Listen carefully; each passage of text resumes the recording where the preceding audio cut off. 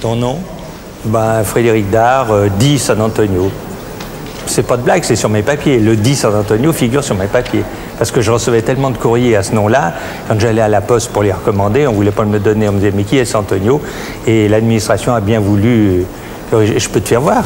Date de naissance, c'est indispensable ou... Je parlerai en présence de mon avocat. Taille, je crois que je faisais, avant de devenir chauve, 1m72. Poids, ça c'est variable, hein. En ce moment, je suis à la hausse. Bon, tu me prends dans les 86 kilos, mais je te promets qu'aux vacances, je serai à 80 tourons. Principale maladie? Non, c'est pas ce que tu crois. La principale maladie que j'ai eue, je crois que c'est un calcul au rein. Enfin. Maladie chronique? Oui, comme la phobie du con, quoi. Je crois que c'est une maladie. Tu as fait ton test pour le sida? Non, je le fais pas parce que j'attends la bonne surprise. Tu devrais. Tu vas voir ton nez? Oh, dis donc, ce pif. Bon, un peu fort, mais tu sais ce que ça représente. Significatif. Alors, quand je rencontre une dame, si je vois son regard se porter sur mon nez, je sais qu'elle espère beaucoup. Tu vas voir tes dents. Il t'en reste d'origine et combien? Toutes. Il m'en manque une que j'ai paumée, c'est pas vieux, il y a 15 jours. Quand tu avais des cheveux, ils étaient gras ou secs? Ben, je sais pas. En tout cas, ils étaient prédisposés à foutre le camp.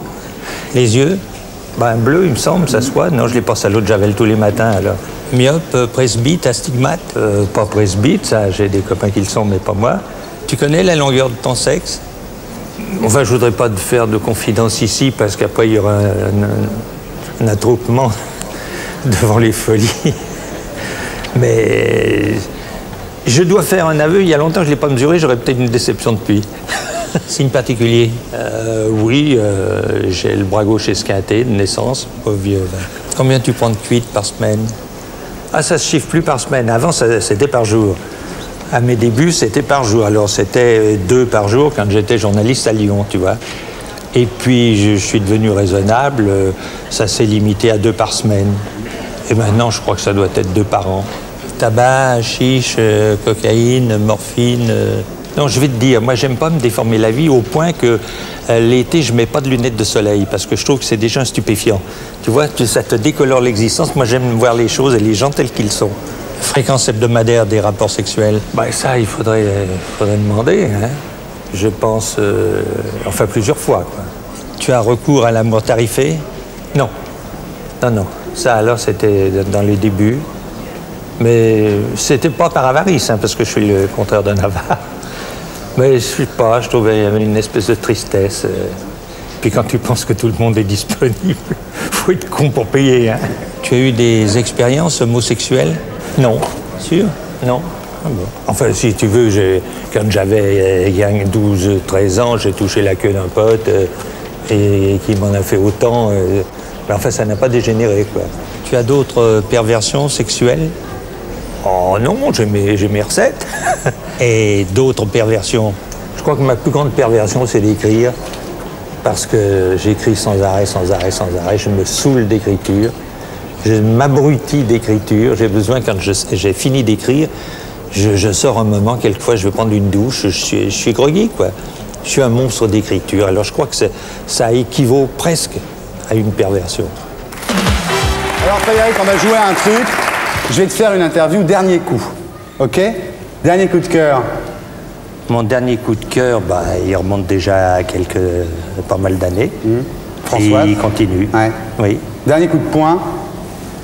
Mon dernier coup de poing, c'était à Gstaad, il y a 20 ans, un type qui m'a traité de sale français. Tu vois que je reste nationaliste. C'est très nationaliste. Oui. Dernier coup de folie. Dernier coup de folie, bah, c'est quand je m'achète... La veste? Ma veste, non, ça ne me mouille pas trop, mais une bagnole, enfin... Une Lamborghini? Pour l'instant, c'est une Mercedes 500 SL, quoi. Oh là là là là. Oui, c'est bien. Ouais. Oui, je te la prêterai. Dernier coup de gueule.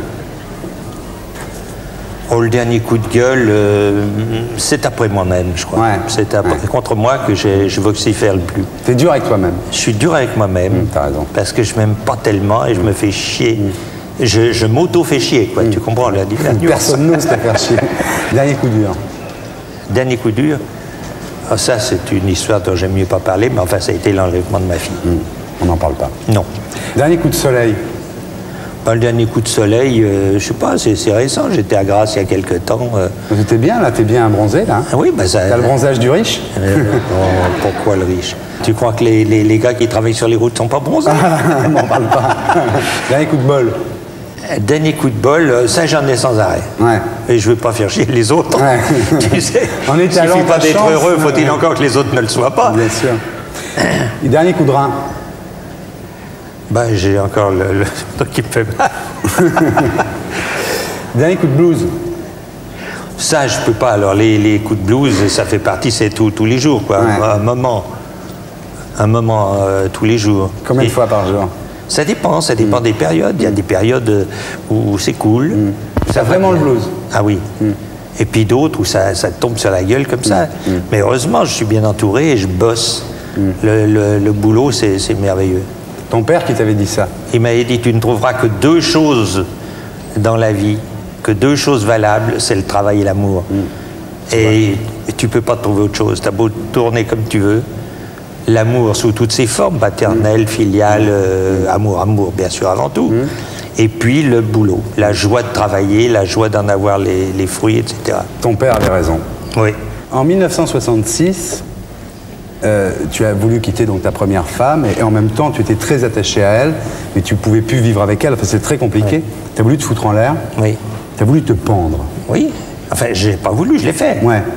Oui. Puis je me suis farci 12 heures de coma, c'est pas... Ça s'est passé comment? Tu sais, c'est très con. D'abord, il faut te dire que j'ai picolé comme... Ouais. Ah oui, d'accord. Comme un polac, hein, parce que c'était de la vodka qu'il s'agissait. Tu vois. L'expression est bien choisie. J'avais beaucoup bu, et puis, je sais pas, j'avais l'impression que je ne pourrais pas regarder le jour se lever, que c'était...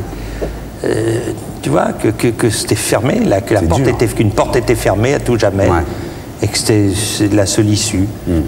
C'est le revers de ton talent de te mettre dans des états pareils, parce qu'il n'y a pas vraiment de raison. En fait. Ben oui, mais je crois que tout se paie et que justement cette facilité, ce don d'invention, cet amour d'écrire, je sais pas, il doit y avoir par moments une soupape qui... C'est au prix d'une certaine folie intérieure, c'est sûr. Au prix d'une folie, bien sûr. Bien sûr.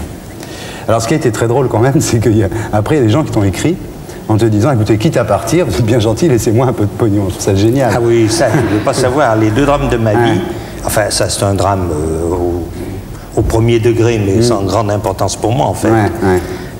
Ça a été ça, donc, et puisqu'on a rapidement l'histoire de Joséphine. L'histoire de Joséphine, tu ne peux pas savoir le nombre de lettres que j'ai reçues.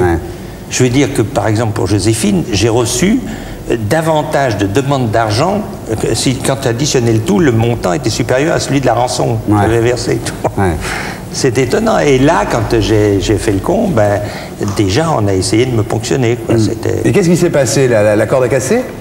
Je crois que, je sais pas, mes pieds tapaient contre une poutre, tu sais, verticale, et que, je sais pas, ma femme a entendu. Mais j'ai pas demandé beaucoup de renseignements là-dessus, parce que c'était tellement couillon. Après, tu comprends, ça, s'il ne réussit pas, ça a l'air d'un con. Tu vois. Et encore, c'était pas le coup du somnifère.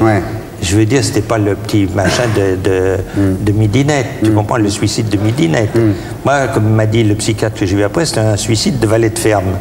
Tu vois, je trouve l'expression très belle et qui me correspond. C'est ton côté bourgoin-jailleux. C'est mon côté bourgoin-jailleux, c'est mon côté terroir, tu vois. On finit, on s'accroche à une corde, et merde, tu vois. Alors donc, c'était du vrai, quoi, ça. T'as fait d'autres tentatives depuis? Non, jamais. T'as eu d'autres tentations, non?